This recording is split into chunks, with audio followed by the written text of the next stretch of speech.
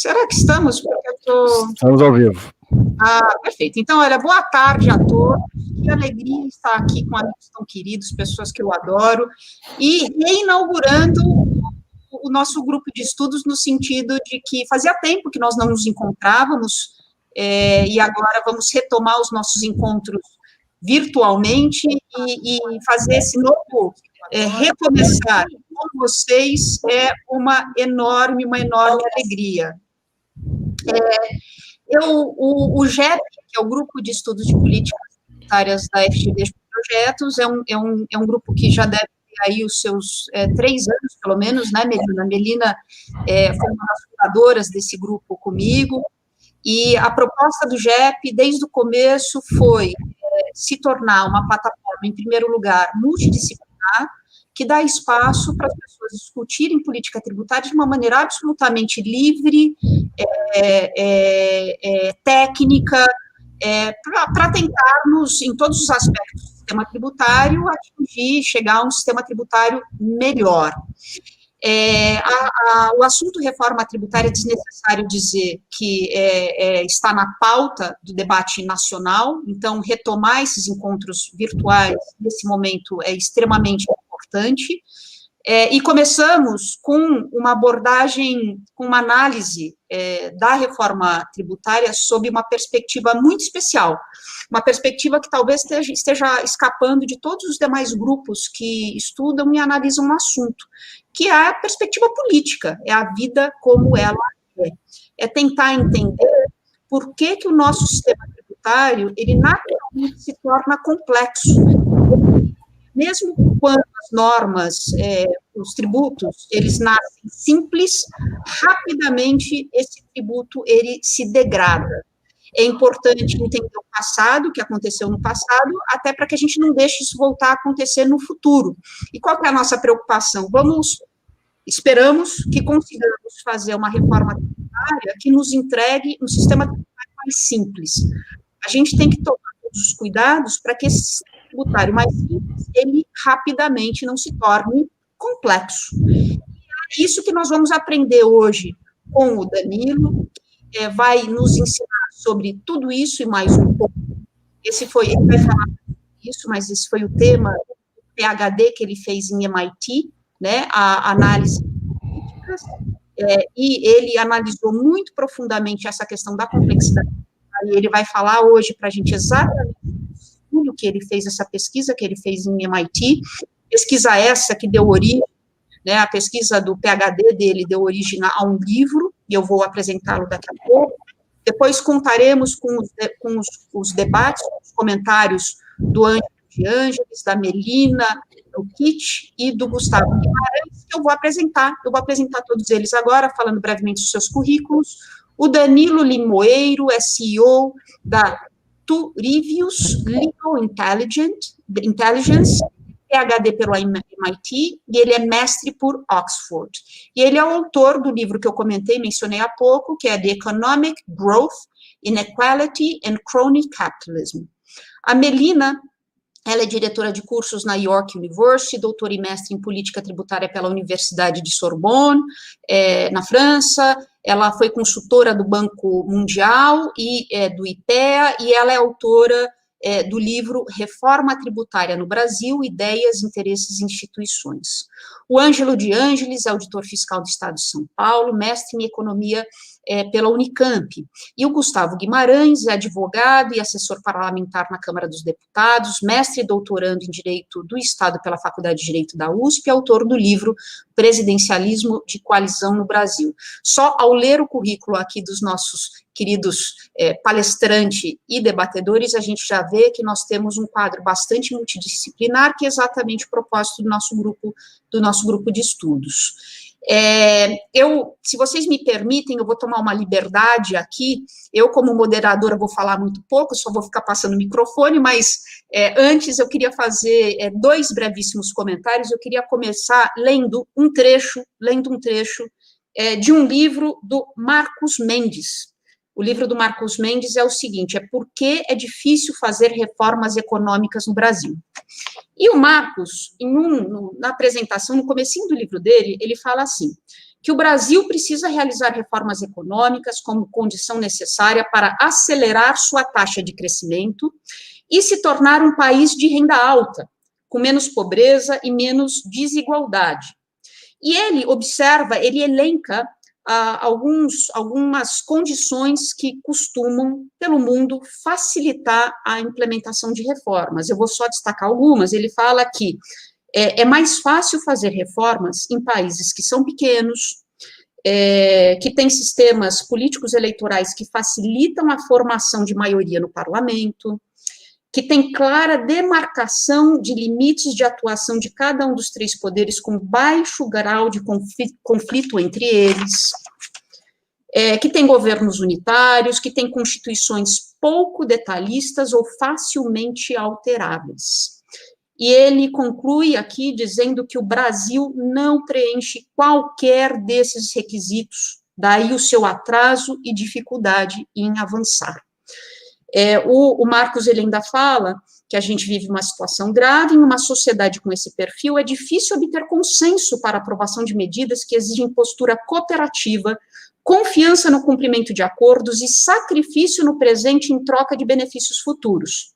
Será difícil avançar em reformas na profundidade exigida pelo caso brasileiro, sem que se incorpore em seu desenho o encaminhamento de soluções para a baixa coesão social e o alto nível de desconfiança mútua.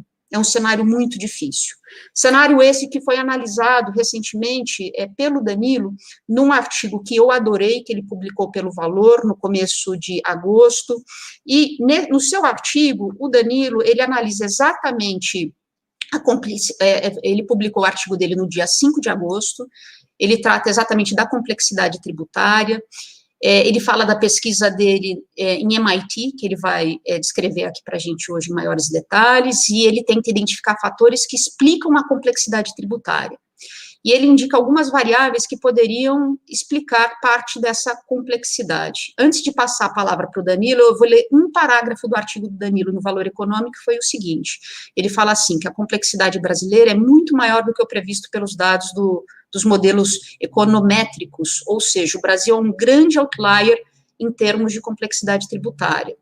Isso implica que a complexidade brasileira está menos relacionada com as variáveis estruturais, como o tamanho da população ou a descentralização fiscal. Assim, a explicação está relacionada a dinâmicas políticas intrínsecas ao país. Podemos apontar para duas dinâmicas. A primeira está na relação com grupos econômicos que procuram vantagens tributárias. A segunda diz respeito à forma de atuar do fisco. E com lendo aqui esse pedacinho do artigo do Danilo, faço essas provocações, porque eu estou muito curiosa para ouvir o que o Danilo tem a nos dizer em termos de diagnóstico, e quem sabe aqui no final do nosso encontro de hoje, a gente consiga identificar alguns desses problemas, fazer esse diagnóstico e, quem sabe, de maneira otimista, achar algumas soluções, alguns caminhos. Muito obrigada a todos, uma alegria imensa estar aqui com vocês, passo a palavra para o Danilo. Perfeito, professora. Obrigado primeiramente pelo convite. Para mim é uma alegria grande compartilhar o que eu pesquisei com vocês, tá? Eu vou fazer uma apresentação aqui que eu vou tentar ser breve, mas o que eu planejei fazer foi falar um pouquinho do contexto maior da pesquisa, afunilar para a área de tributação, política tributária no Brasil, que eu pesquisei também, e depois, no finalzinho, falar de algumas implicações de pontos que, na minha opinião, ainda não estão sendo bem observados e discutidos na discussão maior de reforma tributária, tá? Deixa eu dar...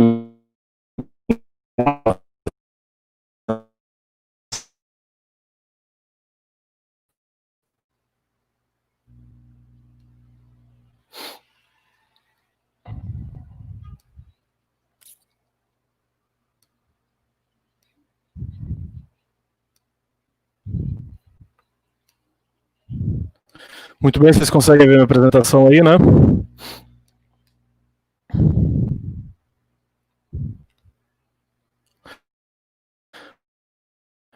Então, vocês veem minha apresentação e me escutam, né? Então vamos lá, gente. Eu queria começar apresentando uma série de gráficos para a gente falar que o Brasil de fato é um ponto fora na curva quando a gente fala do custo de fazer negócios do Brasil. Eu separei aqui, coloquei em gráficos diferentes, grupos de países classificados no eixo Y, na verdade quantificado com as horas gastas para pagar imposto. Eu acho que isso é novidade, não é novidade para ninguém, todo mundo sabe que o Brasil é o que tem um sistema tributário mais complexo que a gente conhece, mas eu vou colocar isso aqui em perspectiva internacional para a gente ter uma ideia de como é a nossa situação comparada, tá? Então, nesse primeiro grupo de países aqui, são países que a gente conhece um pouco mais, que tem uma simplicidade tributária que ela é grande. A média aqui desses países está em mais ou menos 100 horas por ano, o tempo total para se pagar tributos, tá? Se eu adicionar aqui nesse gráfico alguns países da América Latina, quer dizer, mais próximos da realidade brasileira, eu vou ver que a minha média aí sobe um pouquinho, a máxima vai para 350 horas, mas ainda assim estou falando de a mesma escala nesse grupo de países.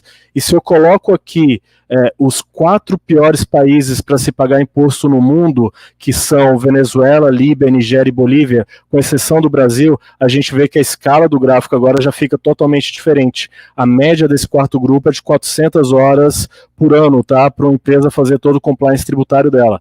Mas olha o que acontece com o gráfico quando a gente adiciona o Brasil. O Brasil, por si só, isoladamente, ele já muda totalmente a escala desse gráfico. A gente está falando aqui de um país que tem, onde o custo para pagar imposto, a quantidade de horas que se leva, é 10 vezes maior do que a média mundial, tá? E algo em torno de 5 vezes maior do que a média da América Latina, e 2 vezes maior do que o segundo pior colocado do mundo, que é a Bolívia. E aqui não se trata da gente ficar pensando em complexo de vira-lata, não, tá? O Brasil tem vários indicadores excelentes que a gente deveria ter orgulho para um país de renda média alta que a gente mas não é o caso aqui quando a gente fala do sistema tributário brasileiro. Então, fazer negócios no Brasil custa caro, essa é só uma dimensão do problema, que é a parte de tributação. Então, esse problema aqui, na minha pesquisa, ele está relacionado com um problema maior, que é o alto custo de fazer negócio no Brasil. Quando a gente observa esses dados, a gente chega a 2 perguntas principais. A primeira delas é: bom, mercados funcionais geram prosperidade, tá? Desculpa pela escrita errada do termo prosperidade ali. Então, a primeira pergunta que fica é: se mercados funcionais geram prosperidade, por que agentes estatais iriam impor um custo tão alto de transação no seu próprio país? Quer dizer, a gente está diminuindo a nossa capacidade geral de gerar prosperidade. Por que agentes estatais, governos, políticos, etc., fariam isso? E a segunda pergunta é a seguinte: bom, os empresários, as empresas são prejudicados por esse ambiente de negócio hostil, mas geralmente a gente relaciona a classe empresarial a um grupo social influente, poderoso, certo? Então, já que esse grupo é tão poderoso e ele é prejudicado por esse ambiente hostil, por que eles não conseguem fazer valer a sua influência e passar a influenciar para que essas reformas sejam aprovadas de modo que a gente reduza esse enorme custo de transação? Então, essa é a pergunta principal da pesquisa, tá? E aqui eu vou resumir a resposta em 2 pontos específicos. O primeiro deles um ambiente de negócio saudável é um bem público. E para a provisão de bens públicos, os economistas sabem isso muito bem, a gente precisa superar dilemas de ação coletiva. O que é isso? A gente precisa pegar uma quantidade grande de atores e colocar esses atores em conjunto, tá? E o segundo ponto é a inexistência de poder. Que eu caí? Um negócio regulação, com dificuldade para você pagar imposto, com muita burocracia, ele gera um recurso de poder para o lado de lá do balcão. Quer dizer, quem é do governo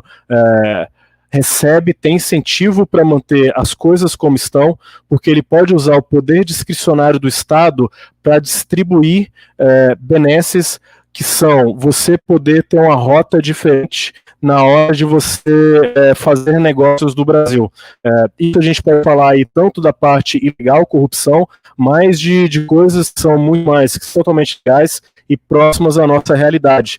Por exemplo, regimes especiais de tributação, etc., que a gente vai dar um exemplo logo em seguida. Bom, eu vou passar um pouquinho aqui nessa parte do Padrinho no Brasil, como é que ele funciona, que são aqueles que ter acesso privilegiado ao Estado, que são os insiders, e aqueles que não têm esse acesso privilegiado ao Estado, que são os outsiders. E aqui um detalhe um pouquinho mais técnico, que é a demonstração do equilíbrio de Nash, que é de um jogo jogado entre os insiders e outsiders, e a gente pode mostrar aqui que não há incentivo nenhum para ter cooperação entre aqueles que têm um acesso privilegiado ao Estado e aqueles que não têm esse acesso. Se a gente empresa dado um problema, por exemplo, com algum grandes empresas fazer algum lobby no executivo ou legislativo para ter um regime especial, ter uma grande mobilização para fazer uma reforma tributária. Então, racionalmente, atores racionais procurariam a primeira opção. Então, eles não fazem isso não é por uma má intenção, é porque é racional você tentar pegar, resolver o seu problema e não fazer uma mobilização nacional para resolver o problema de todo mundo, porque essa segunda alternativa é extremamente custosa, tá? Então eu vou falar que, infelizmente eu perdi a primeira apresentação que eu queria colocar aqui no grupo, mas então não vai ser essa sequência aqui de pontos que eu vou tratar, tá? Mas eu vou tratar dos dois primeiros, que é a origem política do nosso sistema tributário e a política por trás da ausência de reformas, tá? Vamos aqui para o primeiro ponto. Acho que a primeira pergunta que a gente tem a fazer aqui é, bom, vamos lembrar daquele gráfico, o Brasil é um grande outlier dentre os sistemas tributários mundiais, e a pergunta que fica é, como que a gente chegou ali? Qual que é o processo que leva um país que tinha, na década de 60, a gente tinha, de fato, um sistema tributário moderno, foi um dos primeiros países do mundo a adotar o IVA, se a gente colocar aqui algumas décadas depois, a gente está numa situação totalmente diferente.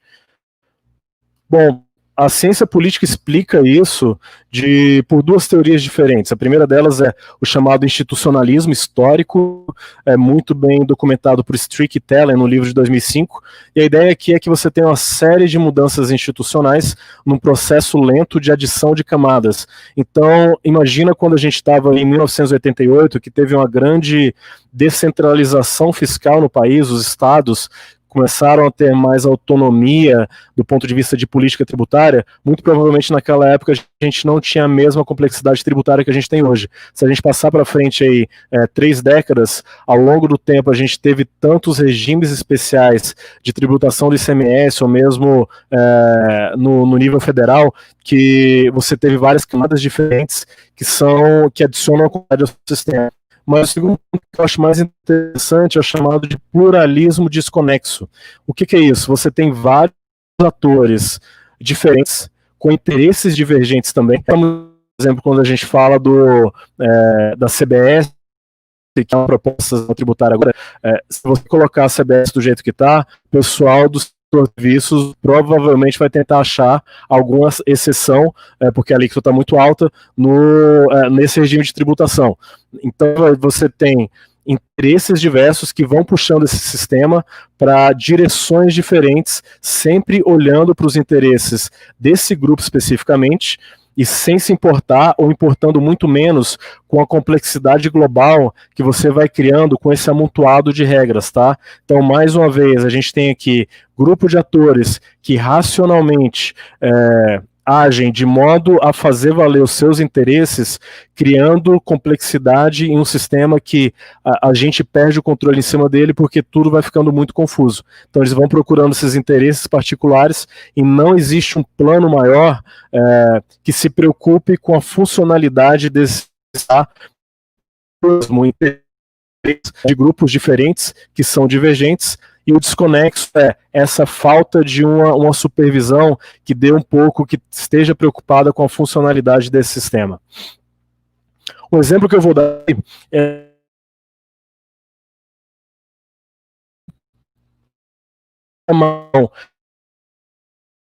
essa escadinha aqui da complexidade.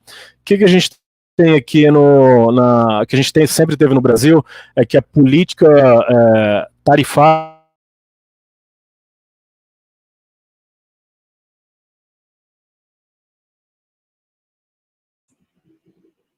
Danilo está cortando. Atender vários interesses diferentes interesses da indústria, tá?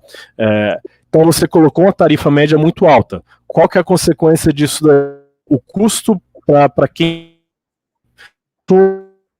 vai para cima também. Faz essa regra tarifária, que são os chamado regime de drawback. Só que Danilo, mil desculpas.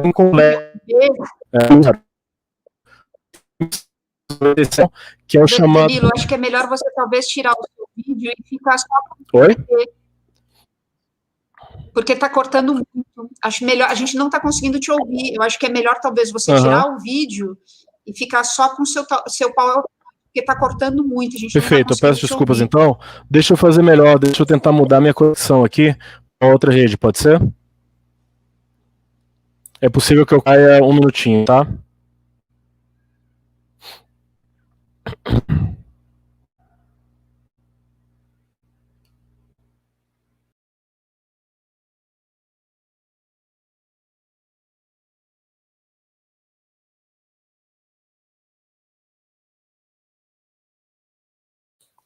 Ana Carolina, se todos ficarem mudos e sem a imagem pela câmera, será que não melhora, será, também?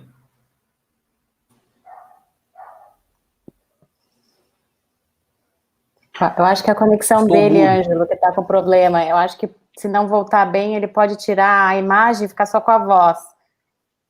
Acho que não adianta a gente tirar a imagem. Certo. E nós, todos nós, o conjunto aqui não adianta, a gente, todos nós. Eu acho que não, porque é a conexão dele que está com problema, né? A transmissão dele. Então, vamos ver. Se ainda continuar, ele pode só apresentar com a voz, sem imagem. Sem imagem, né? A Ana Carolina está muda também? Ah, tá, ela tirou o microfone.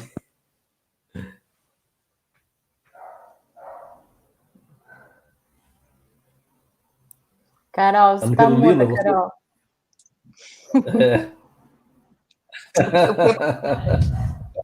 Voltou, Danilo?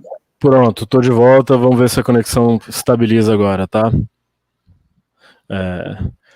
Deixa eu só saber onde é que eu parei ali.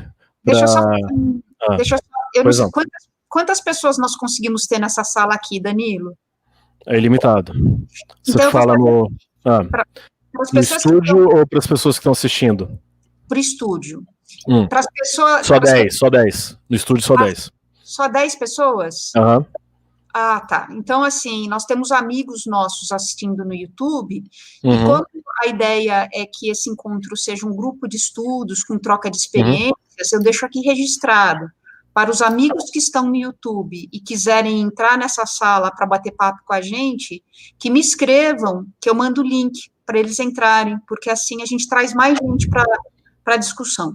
Mas, desculpa, continua aí, Danilo. Obrigada. Perfeito. Só para me situar aqui, eu não sei o quão ruim estava o áudio e o vídeo quando eu estava apresentando. Vocês querem me falar mais ou menos até, eu posso fazer um resumo geral até aqui e continuar, ou o que... Acho que só os 2 últimos minutos, Danilo, que a gente perdeu, ficou pior. Tá, perfeito então. Deixa eu voltar aqui então, tá?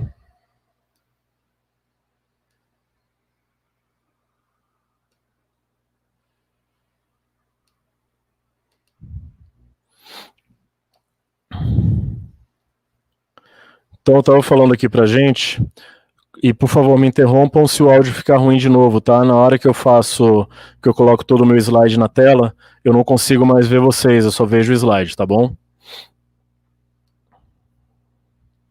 Então vamos lá, eu vou dar um exemplo aqui de como que o chamado pluralismo desconexo leva a regimes altamente complexos, tá? O exemplo que eu estou dando aqui é de um subconjunto da política tributária, que é a nossa política tarifária, que geralmente sempre foi usada no Brasil como uma forma de proteção aos produtores domésticos, mas aí ela cria um problema que é o alto custo de importação de insumos para outros setores da indústria, e a solução que a gente achou foi achar uma exceção, que é o chamado regime de drawback. No entanto, o regime de drawback, ele tem um compliance caro, complexo, e aí foi colocada aqui uma uma exceção para exceção, que é o chamado recoff, que é uma forma de você fazer o drawback de forma menos complexa, tá? E aí teve uma pressão de vários setores diferentes para serem incluídos no recoff, e aí estendeu-se o recoff nos últimos anos. O resultado disso é que o critério para participar do recoff, você tem empresas com patrimônio líquido maior de 25 milhões de reais, e o resultado é que hoje esse regime beneficia só 26 empresas, que são gigantes nacionais e multinacionais. Quer dizer, a gente foi puxando para lados diferentes, criou-se mais complexidade nesse regime, mas hoje ele só beneficia alguns atores, geralmente atores grandes, que têm capacidade de tentar influenciar a política pública, deixando de lado milhares de outras empresas que poderiam se beneficiar de um regime tarifário menos complexo, tá? Então essas são, de forma muito sumarizada, as origens políticas do sistema tributário brasileiro. Vou falar um pouquinho mais agora da política por trás da ausência de reformas. Então a primeira pergunta foi, por que a gente tem um sistema tributário tão tortuoso, de onde que ele vem? A segunda é, ok, a gente sabe que ele é tortuoso, por que a gente não reforma, tá? São 3 pontos principais que a gente deve pensar aqui. O primeiro deles é a chamada aversão à perda. A gente tem aqui um risco muito grande na hora de se aprovar uma reforma tributária, tá? Tanto para o fisco quanto para o contribuinte. O segundo ponto é que políticas públicas geram seus próprios constituintes, quer dizer, a partir do momento que você cria um regime como o recoff, ele adiciona complexidade, mas você tem atores que se beneficiam desse regime, e aí fica muito difícil você reformá-lo, porque quem se beneficia desse regime não vai querer que ele seja reformado, certo? Mesma coisa a gente pode pensar aqui para vários regimes estaduais de incentivos fiscais. E o terceiro, a preferência por discricionariedade por parte de agentes no poder público, tá? Os agentes públicos têm a preferência por definir a tributação de forma mais granular possível, porque eles podem usar essa discricionariedade tanto para política industrial, política pública como um todo, ou mesmo para enriquecimento pessoal, como a gente vê o caso de casos de corrupção em regimes de incentivo fiscal estadual, tá? Falando um pouquinho do primeiro ponto, a gente tem uma série de pesquisas aqui em economia comportamental. O primeiro artigo seminal aqui é de Tversky e Kahneman. Kahneman é o mesmo autor daquele livro famoso agora, Rápido e Devagar, e dentre outras coisas do livro, ele mostra como que a gente é muito mais avesso a perder alguma coisa do que a gente é propenso a arriscar a ganhar. Então, a ideia aqui é o seguinte, se você perder R$100, isso te dói muito mais do que se você ganhar R$100. E se você for colocado numa situação em que você tem probabilidades iguais de ganhar R$1.000 ou de perder R$1.000, você vai preferir o status quo. Você prefere não jogar. Isso é empiricamente comprovado numa série de pesquisas, então tem uma aversão muito grande à perda, e com isso a gente tem um viés muito grande de se manter o status quo, tá? Como é que isso daí tem algo a ver com reforma ou ausência de reforma tributária? Se a gente pegar o caso, tem vários exemplos que a gente poderia dar aqui, eu vou me focar no caso do ICMS. O ICMS está relacionado com boa parte daquelas 2.000 horas que se existe no Brasil para fazer o compliance tributário, como esses gráficos aqui sugerem, tá? A parte de tributação sobre consumo, do qual o ICMS faz parte, tem um peso maior nessas 1.000 horas. E aí a gente tem, quando a gente fala aqui de federalização do ICMS, surgem vários problemas diferentes aqui, que um deles é a unificação de alíquotas de produtos no território nacional. Se a gente pegar, por exemplo, o exemplo de óleos e derivados, você tem alíquota que varia entre 12% a 25%, e a arrecadação do ICMS sobre óleo e derivados, ela varia entre 13%, chega a ser até 13% a 34% de toda a arrecadação de alguns estados, tá? Como é que a gente unificaria essa alíquota? Se a gente colocar aqui essa alíquota na parte baixa, 12%, você vai causar um prejuízo enorme para alguns estados. Mas se você colocar aqui no teto, 25%, você vai ter um prejuízo enorme para o contribuinte. Então, dada essa incerteza do que vai acontecer, o status quo prevalece, tá? Segundo ponto aqui é a criação de constituintes. as políticas públicas, elas mudam o chamado cenário político. Quando você cria uma política pública diferente, você está criando também os chamados constituintes, as pessoas que se beneficiam daquela política pública e vão fazer pressão no governo, vai se criar um grupo de interesse para fazer pressão no governo para que ela não seja... não se acabe com aquela política pública, tá? Esse é o caso, mais uma vez, dos programas estaduais de incentivo fiscal, que você vai ter várias indústrias locais que se beneficiam desses programas, e com isso a gente vai ter uma dificuldade muito grande de federalização do ICMS, tá? E o terceiro e último ponto, preferência por discricionariedade. Os programas de incentivo fiscal estadual... E a gente não precisa ficar aqui só no incentivo fiscal estadual, a gente pode pensar em vários outros tributos, discricionariedade sobre IOF, IPI, etc.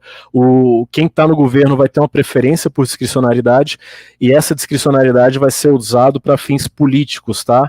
Para criar o chamado clientelismo corporativo, ou alianças de agradar um certo setor do empresariado, ou mesmo em situações extremas, autoenriquecimento do governante, tá? A gente tem aqui casos muito claros na história recente do Brasil, de como programas de incentivo fiscal estadual foram subvertidos para essa última parte aqui de autoenriquecimento, caso do Rio de Janeiro, Mato Grosso do Sul.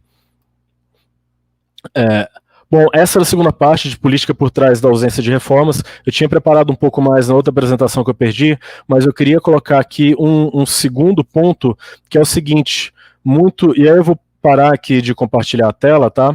E voltar para vocês. E o último ponto que eu queria colocar, eu já concluo, um debate que está sendo esquecido aqui, Ana Carolina, quando a gente está falando de complexidade de reforma tributária, é a gente olhar para a relação entre fisco e contribuinte e como boa parte dessa complexidade, na verdade, ela se dá no nível sublegal, infralegal, tá? Então, a gente tem, de acordo com o TCU, desde 1988, foram mais ou menos 377 mil normas tributárias editadas e publicadas pela União, pelos estados e municípios, a grande maioria, quase 80% disso, nos municípios, depois vem os estados.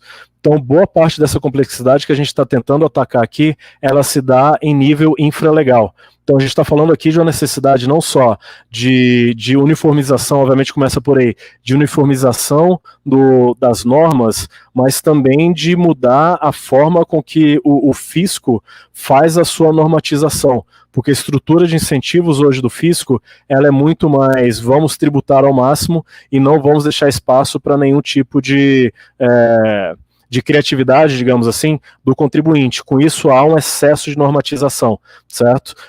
E aí, o subproduto disso é que a norma fica tão complexa que nem fisco, nem contribuinte entende exatamente o que deve ser feito ali.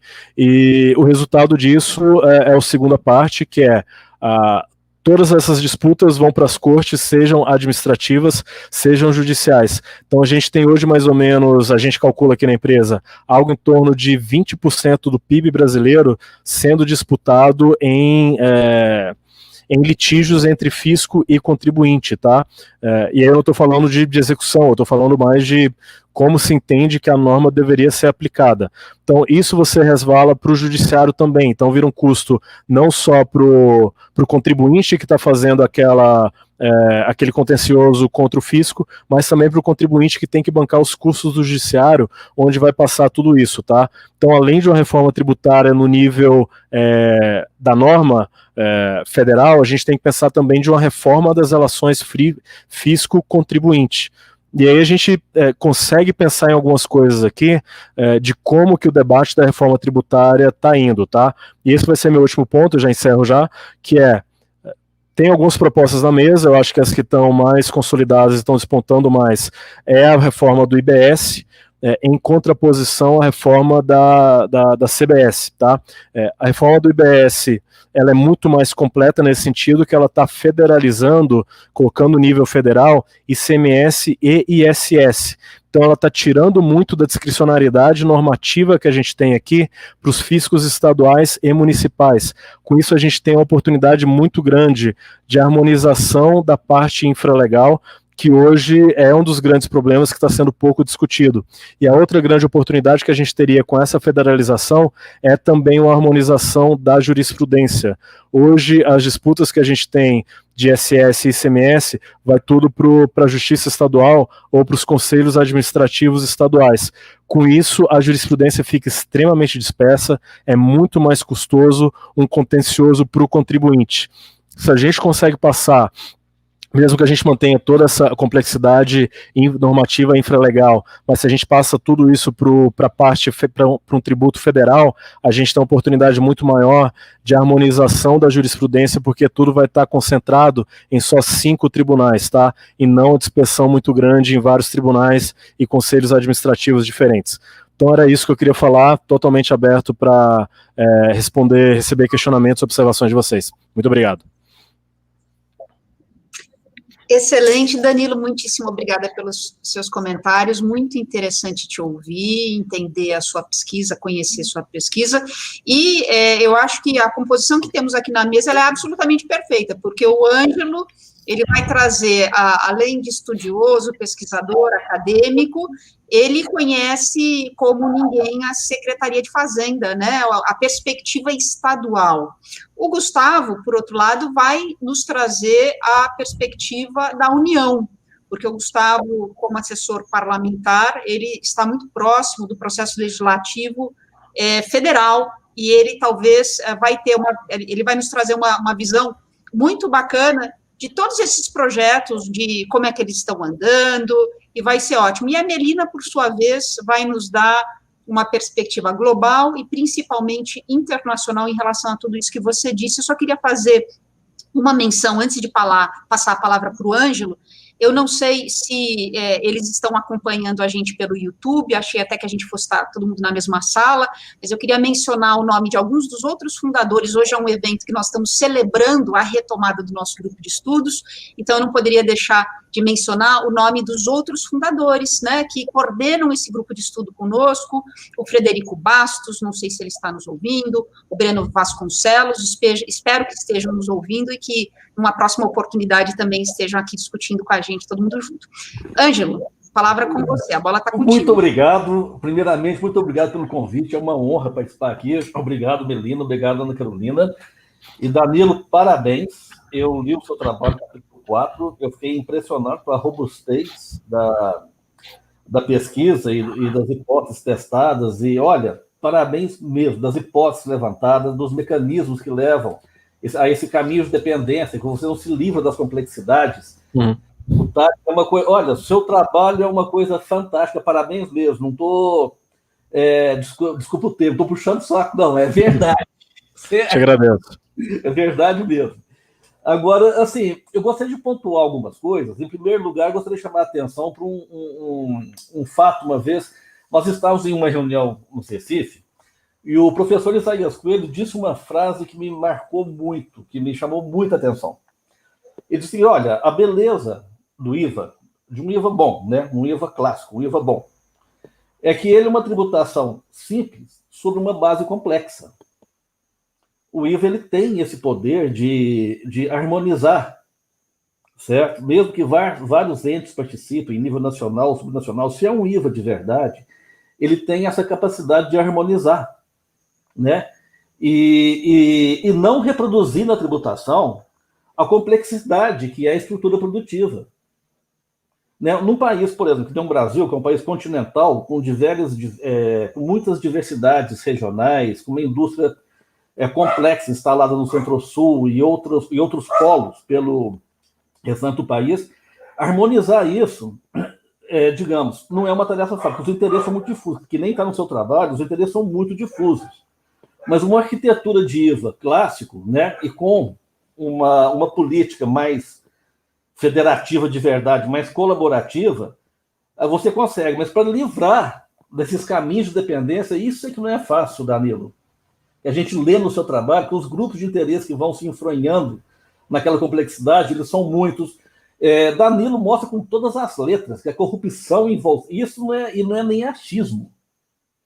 Ele mostra, né, com os números dos processos no judiciário, quer dizer, comprova empiricamente que realmente essa complexidade ela leva, sim, à corrupção. Então, nós precisamos de um sistema mais simples, mais transparente, mais harmônico nos moldes de um IVA.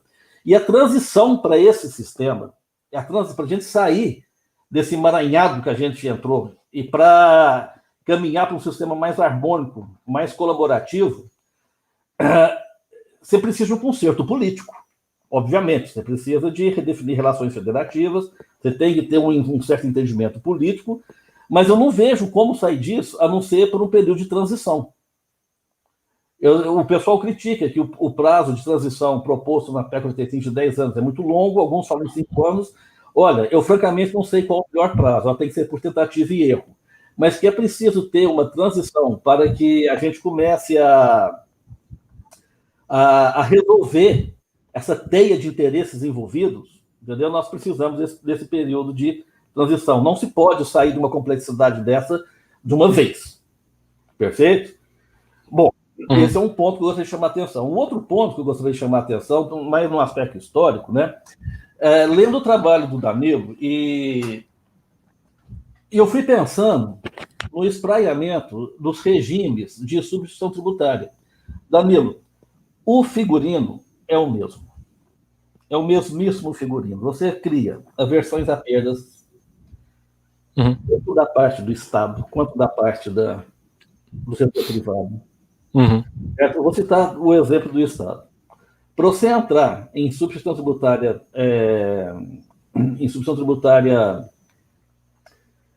para todos os produtos praticamente, tá certo? Você entrar é fácil. No início, você provoca um enorme arrecadação. É como um atleta que toma um anabolizante. Aquilo ali, no início, você traz uma arrecadação robusta para o Estado. Mas depois, nos momentos seguintes, você começa a ter efeitos de segunda, terceira ordem, o imposto perde a neutralidade, tá certo? E novos modelos de negócios disfuncionais, você cria um mercado disfuncional. Sim. Porque modelos de negócios disfuncionais começam a surgir.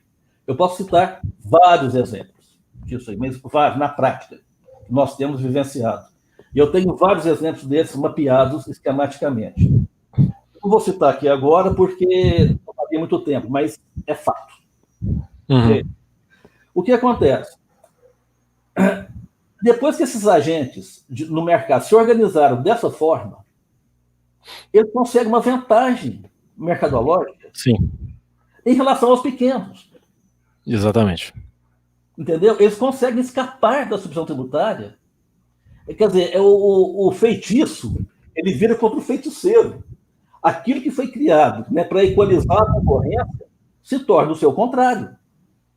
Porque ele se torna tão complexo e os modelos de negócio tão disfuncionais que os maiores agentes privados, as multinacionais, por exemplo, elas criam centros de distribuição, colocam em outros estados, mandam mercadoria e volta a mercadoria, os caminhões eles vão distribuindo isso pela rede de pequenos negócios que não tem como escapar da DST.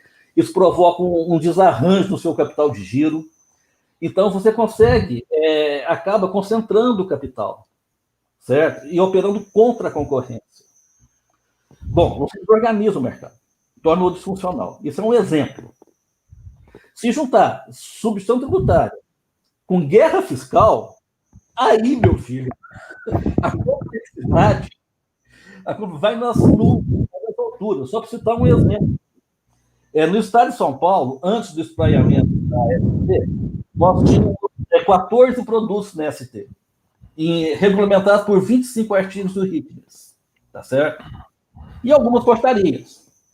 Hoje, nós temos mais de 300 produtos na ST, regulamentados, certo? Por mais de 45 artigos do RICMES e com tantas portarias e decretos que eu acho que eu até perdi as contas. Eu diria que, assim, talvez a 1 milhar, chega à casa dos milhares, entendeu? Agora, vocês imaginam as bases de cálculo, né? É um regime que vincula a tributação, não a transação. Que a beleza do IVA, como diz o professor Isaías Coelho, tá certo? É a simplicidade de uma base complexa. E o que é essa simplicidade? É tributar a transação, o valor da operação. Só isso. Agora, quando você começa a vincular a tributação às características do produto, você começa a gerar N regulamentações, e com isso, só no caso da ST, você tem quantas bases de cálculo que existem na ST? Mais de 3 mil. Eu acho que 3 mil é até pouco. Olha a complexidade que se enseja. Se juntar com guerra fiscal, aí a coisa... Agora, para sair desse sistema, tá certo? As grandes empresas que já se rearranjaram, certo? Através de modelos de negócio disfuncionais e que estão ganhando, inclusive em cima dos pequenos, elas vão perder. Então, a versão à perda. O Estado, ele vai perder. Embora a arrecadação esteja caindo pela ST, mas se você sair dela agora de uma vez, você dá um tombo na arrecadação do Estado. Então, essa versão à perda, ela é seríssima. Porque está envolvendo, certo, um bem público, está envolvendo um benefício público, que é a arrecadação do Estado. Veja bem, para sair da ST agora, você precisa, tá certo? Sair aos poucos também, porque você vai gerando crédito sobre os estoques. E isso gera perda de arrecadação. Perfeito? Então, você cria também essa criação de constituintes. E o poder de discricionariedade para o poder público. Qualquer margem, né, de valor agregado que você põe através de um decreto, através de uma canetada, entendeu? Isso aí em tese, te dá um poder discricionário enorme. Então, quer dizer, todas essas coisas, a guerra fiscal é um capítulo desse amontoado de camadas disfuncionais que vão sendo criadas e gerando essa complexidade. A ST é outro capítulo. E quantos mais capítulos nós temos além desses? Esses aí já geraram problemas demais. Tá certo? Além desses, quantos outros capítulos nós temos? Eu vou encerrar por aqui com essa apresentação. E eu tenho muita coisa para falar ainda, mas nós não temos tempo. Eu vou... Posso fazer uma reação super rápida aqui ao Ângelo? Ângelo, obrigado pelas palavras e obrigado pela sua gentileza com os elogios ao trabalho. Você falou do tempo de transição. Na verdade, eu acho que eu não consigo ver a engenharia melhor, tanto do ponto de vista político quanto fiscal, do que é feita na PEC 45, na verdade. A gente tem uma crítica dela por ser um período de transição de 10 anos, mas, na minha opinião, tudo que eu pesquisei mostra que é um problema extremamente difícil e leva a gente quase ao ceticismo a nossa capacidade de resolvê-lo. Então, se a gente consegue resolver um problema como esse em 10 anos, a gente tem que levantar as mãos para os céus e agradecer. Então, se conseguir resolver isso em 10 anos, tá excelente, tá ótimo. Não teria nenhum outro país, porque assim, se a gente reduzir a complexidade tributária brasileira pela metade, o que seria um grande sucesso, a gente empatou com a Bolívia. A gente é só o segundo pior país do mundo, agora empatado com a Bolívia. Então, assim, a regra de transição, o tempo de transição, não deveria ser um fator tão importante assim na hora da gente avaliar as propostas. Vai ser uma transição longa mesmo, porque é um problema tão grande e complexo que se você se retirar desse problema, leva tempo mesmo. Então, assim, eu acho que a engenharia que está lá na PEC 45 é a melhor que eu consigo vislumbrar nesse aspecto. Também, por mais que tenham críticas, né? Desculpa, Ana Carolina, por mais que tenham críticas, aquilo ali tem uma lógica, aqueles 10 anos. Sim. Que é o prazo, né, de que os benefícios fiscais da guerra fiscal... Isso, exato. Era para coincidir com esse prazo. E, ao final desse processo, as empresas que estiverem lá no destino e que não forem viáveis, têm que sair. Isso. Porque economicamente não é eficiente. Então tem até essa engenharia política aí por trás da PEC 45. Perfeito. E Ângela, eu ia fazer exatamente esse comentário. Nós, assim, tivemos aqui, você leu meus pensamentos. Todo mundo reclama demais, né, do prazo de transição, mas não tem como não ter prazo de transição, por quê? Porque tem benefícios... Eu acho 10 anos pouco, na verdade. É uma questão de assim, esses benefícios, eles foram assegurados por prazo certo, mediante preenchimento de determinadas condições, eles não podem ser retirados. Na verdade, até esse prazo de 10 anos, ele fica até um pouquinho curto em relação a alguns benefícios que iriam um pouco além. Talvez isso vai gerar algum contencioso, mas, assim, tem que ter necessariamente esse phase-out, né? É inevitável. Perfeito. Perfeito, Carolina, nós lemos nossos pensamentos. Bacana. Muito obrigada, Ângela, adorei os seus comentários. E a ideia é esse bate-papo, viu? É muito da gente se interromper e comentarmos, fazer comentários em relação ao que o outro fala, e para a gente ficar com um papo bem informal, bem gostoso. É um grupo de estudos, afinal de contas. Eu prefiro que quando é muito formal eu me travo. A ideia é que seja um grupo de estudos e a gente trocar ideias e aprender juntos, né? Com certeza. Gustavo, eu passo a palavra para você, então, para você fazer os seus comentários. Obrigada, viu? Maravilha. Obrigado, Ana. Obrigado a todos vocês. Parabéns, Danilo, pelo artigo. Eu já tinha lido o artigo e depois li agora o capítulo que foi sugerido. Queria agradecer mais uma vez o convite para poder estar aqui. Embora não seja um tributarista, né? Estou em outra área, mas é um privilégio poder estar discutindo com vocês um tema que é tão importante e que está tão na ordem do dia aqui, tanto no Congresso quanto para o Brasil, né? Na pauta prioritária para o Brasil, que é a questão da reforma tributária. Eu queria começar dizendo que o capítulo que a gente leu do Danilo, ele é bastante atual na medida em que todos aqueles entraves que ele cita, todas as dificuldades que tem para se fazer uma reforma tributária, é exatamente isso que está acontecendo nesse momento na prática, né? Conforme a gente vê a tramitação das propostas, das mais variadas propostas que a gente tem na mesa.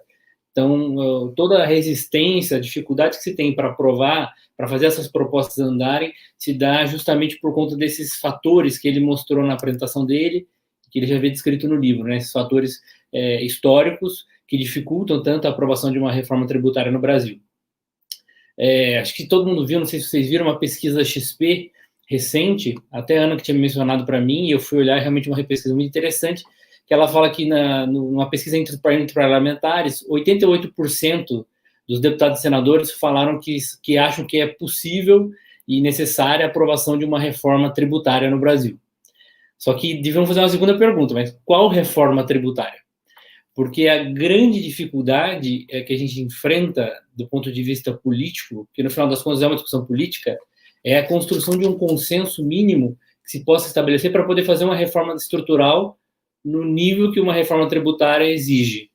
Pelo simples fato da Constituição de 88 ter colocado muita coisa dentro dela, então não se faz uma reforma tributária minimamente ampla no Brasil, que efetivamente simplifique o sistema, que discuta todos os gargalos do nosso custo Brasil, sem uma discussão efetiva, sem uma mudança necessária na Constituição. E a gente sabe a dificuldade que a gente tem enorme de se aprovar uma emenda à Constituição, demanda 3/5 de aprovação tanto na Câmara quanto no Senado, 2 votações na Câmara, depois 2 votações no Senado, o texto tem que ser integralmente aprovado nas 2 casas. Assim, é um desafio político gigantesco, e que Danilo reporta muito bem essas dificuldades históricas, né, esse entrave, essa guerra de interesses que envolve a questão tributária, razão pela qual nos últimos 30 anos a gente não conseguiu fazer uma reforma estrutural. A reforma da Previdência, a Previdência foi reformada várias vezes, já houve reforma administrativa, várias reformas aí que mexeram na Constituição, mas a tributária em si pouco avançou nesses últimos 30 anos, principalmente no que diz respeito à legislação constitucional. Então, acho que esse é o primeiro grande desafio, essa dificuldade pelo fato de demandar uma mudança na Constituição. Segunda grande questão que dificulta, e o Danilo também descreve isso muito bem, é a questão das diferenças regionais e o impacto da distribuição de poder que se dá na Câmara e no Senado. É importante compreender isso para entender a dificuldade que a gente tem de uma reforma tributária. Porque, no final das contas, quando a gente está discutindo reforma tributária, a gente está discutindo pacto federativo, receita, quem vai ganhar e quem vai perder. E isso gera, necessariamente, preocupações e agendas diferentes, prioritárias, dos estados e dos municípios mais ricos, mais desenvolvidos, que têm uma atividade, um setor de serviços mais desenvolvido, ou que tem uma indústria mais segmentada, e outros estados e municípios mais pobres, que dependem prioritariamente de repasses da União por meio do Fundo de Participação dos Estados e do Fundo de Participação dos Municípios, ou seja, os estados e municípios que não têm receita própria e que dependem, portanto, dessa ajuda do governo federal. E quando a gente vê essa disputa de interesses, esses conflitos regionais dos estados, principalmente do Norte e Nordeste, em relação aos estados do Centro-Sul do Brasil, por conta dessa desigualdade regional que é abissal no nosso país, infelizmente, isso acaba dificultando muito também uma discussão e um avanço no sentido de se fazer uma reforma tributária. Por quê? Porque ainda que na Câmara os deputados do Centro-Sul, principalmente do Centro-Oeste, Sudeste e Sul, sejam a maioria, uma minoria um pouco menos, não é tão expressiva, mas ainda assim eles têm mais votos, o Centro-Sul tem mais votos na Câmara do que os estados do Norte e do Nordeste. Então, quando tem disputas regionais, os estados mais ricos, em tese, conseguem impor a sua agenda com maior facilidade na Câmara. O problema é que você pode fazer uma reforma tributária que, em tese, beneficie mais os estados do Centro-Sul, enfim, proteja mais a agenda dos estados mais ricos. O problema é que quando esse texto de reforma chega no Senado, o jogo se inverte. E como todos os estados no Senado têm a mesma composição, as regiões Norte e Nordeste, se pegar ainda alguns estados ali do Centro-Oeste, somarem todos os senadores, eles têm mais votos no Senado do que os estados do Centro-Sul. Ou seja, um dos grandes impasses para a reforma tributária, também, além da necessidade de buscar 3/5 dentro de cada casa, é a dificuldade de conciliar os interesses, muitas vezes díspares, entre os estados mais pobres e os estados mais ricos, que têm distribuição de poder diferente na Câmara e no Senado. Isso é fundamental para compreender essa discussão da reforma tributária, e que eu acho que é um dos grandes entraves mesmo para a gente nunca ter conseguido avançar nesse tema. Nessas propostas que estão sendo discutidas agora, fica nítido isso. Tanto na PEC 45, quanto na PEC 110, quanto agora no CBS. No CBS nem tanto, porque é só tributos federais, mas principalmente nas PECs que estão tramitando na Câmara e no Senado, há essa discussão e essa clara preocupação regional entre os deputados e senadores do Centro-Sul e os deputados e senadores do Norte e Nordeste. Os estados do Centro-Sul, principalmente São Paulo, Minas, Rio, têm uma grande preocupação, já chegaram estudos aí, acho que o IPEA publicou um estudo, mostrando que, tanto com a PEC 45 quanto com a PEC 110, vai haver uma perda de receita significativa, ainda que haja compensação, ainda que haja aí regra de transição, na prática, no final das contas, os estados mais desenvolvidos, que têm setor de serviços mais robusto, vão perder receita. E ao passo que, em tese, esse dinheiro vai ser distribuído, vai beneficiar os estados mais pobres. Então, os estados que são mais dependentes hoje em dia, já são mais dependentes dos recursos federais. Quando essas perdas de receita, em tese, elas podem ser equalizadas de alguma forma, mas quando você tem uma crise fiscal sem precedentes como essa que a gente está vivendo há alguns anos, né? Alguns estados aí que não estão conseguindo pagar salários de servidores já há algum tempo, isso torna muito difícil realmente avançar com uma reforma estrutural sem que isso impacte na receita dos estados, né? Os estados não estão em condições de abrir mão de receita para poder fazer uma reforma, ainda que simplifique o sistema. E os estados do Norte e do Nordeste, principalmente os mais pobres, eles têm outra agenda. Qual é a dependência deles? Qual é a preocupação deles? É a questão dos benefícios fiscais. Porque acredita-se, existe um consenso entre muitos deputados e senadores, enfim, que quando você tirar os benefícios fiscais, em tese, essas regiões vão perder vantagem comparativa para conseguir atrair investimentos, né, para atrair investimentos do setor privado. Então, como é que eles vão perder toda a indústria para os estados mais ricos, para os estados que têm melhor infraestrutura, para os estados que têm mão de obra qualificada, enfim, isso tudo acaba dificultando muito. Você está, por exemplo, o caso da Zona Franca de Manaus, que é como se fosse uma cláusula pétrea da Constituição. Você não consegue avançar na discussão de reforma tributária se alguém propor qualquer tipo de modificação na Zona Franca de Manaus. Porque a bancada do Amazonas, embora tenha apenas 8 deputados e 3 senadores, eles se organizam e eles trabalham, por exemplo, pode reparar que a presença de deputados e senadores do Amazonas na comissão mista, na comissão da Câmara e do Senado, ela é bastante expressiva, porque existe sim essa preocupação em preservar a Zona Franca de Manaus, assim como outros estados têm as suas agendas também em preservar, de alguma forma, os seus benefícios fiscais para conseguir ter essa, em tese, vantagem comparativa em relação a outros estados. Bom, tem ainda um terceiro, que está casado com esse segundo fator, mas ainda um terceiro fator que eu acho que é muito difícil, que também trava hoje em dia o debate tanto da PEC 45 quanto da PEC 110, que é o seguinte: o governo precisa liderar o processo. No sistema de governo que a gente tem, no presidencialismo que a gente tem, é o governo federal, é o poder executivo que lidera o processo. Se o poder executivo não liderar o processo, é muito difícil sair uma reforma estrutural. Então, isso é muito complicado. E por que ele tem que liderar o processo? Não só para indicar qual é o norte, para onde é que tem que se caminhar, para construir o consenso, mas também entrar com o dinheiro. Porque a gente sabe que a gente vive num sistema federativo desequilibrado, no qual a União é o primo rico, os estados e municípios são os primos pobres da federação. 65% a 69%, se não me engano, dos recursos públicos ficam todos concentrados em Brasília, na União, e ele distribui isso depois para estados e municípios.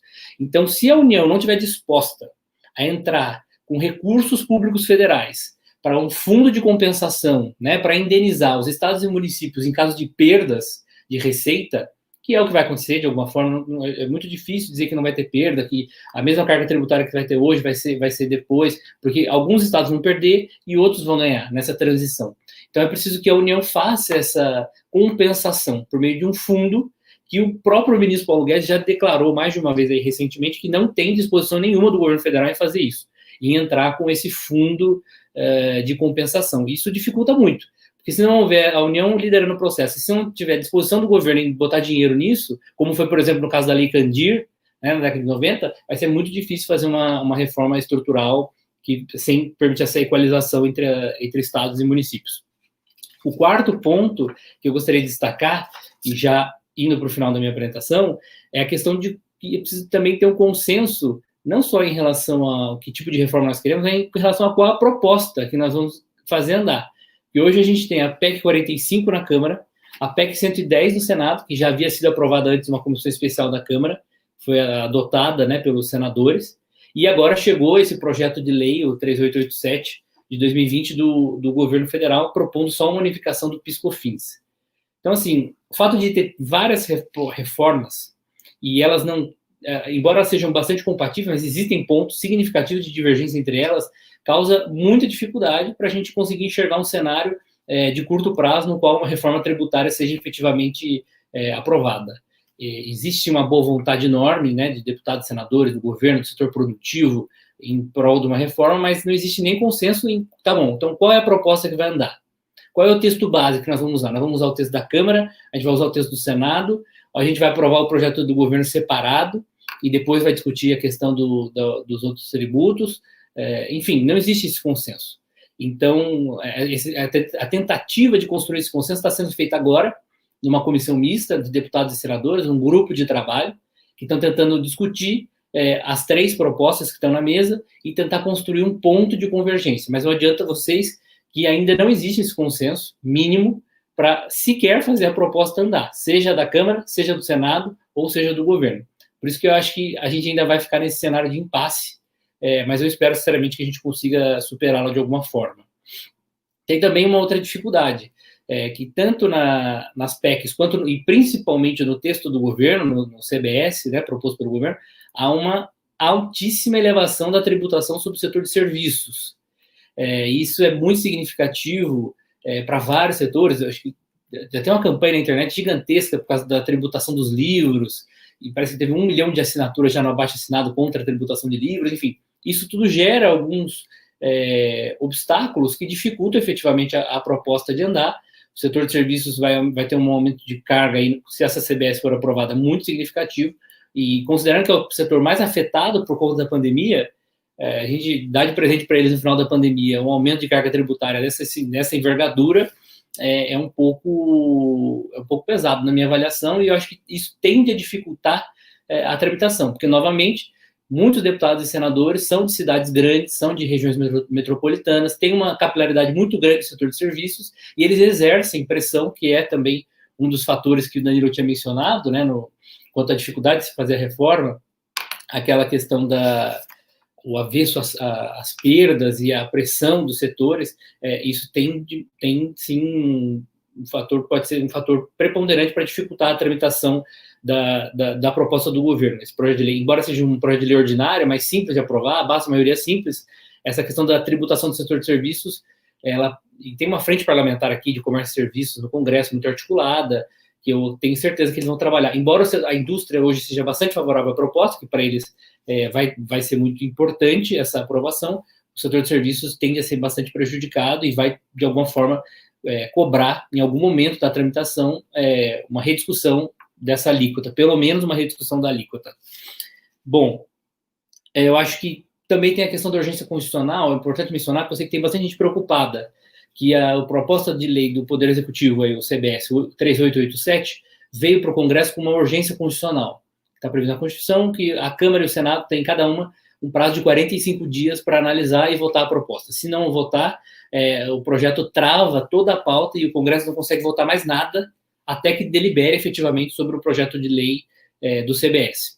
Eu posso adiantar para vocês, na verdade, assim, eu não tenho informação, eu não sei ainda em que se trata, mas o que costuma acontecer com urgências como essa, é que na iminência do prazo, que se não me engano vai vencer na semana que vem, a tendência é que o governo retire a urgência constitucional, porque não existe consenso mínimo, existe ainda um grupo de trabalho na Câmara e no Senado discutindo as propostas, e a urgência constitucional, ela é, do ponto de vista do processo legislativo, muito agressiva, porque ela trava toda a pauta, a gente não consegue votar mais nada, o Congresso não vota mais nada, até que se vote efetivamente a proposta, que não é uma proposta consensual, não é uma proposta simples, a gente está no meio de uma pandemia, não está havendo reuniões presenciais do Congresso, isso tudo dificulta muito que essa urgência constitucional vá para frente. Eu apostaria que até a semana que vem essa urgência caia e o projeto entre na pauta ordinária do Congresso para ser votado quando tiver esse consenso mínimo para a deliberação.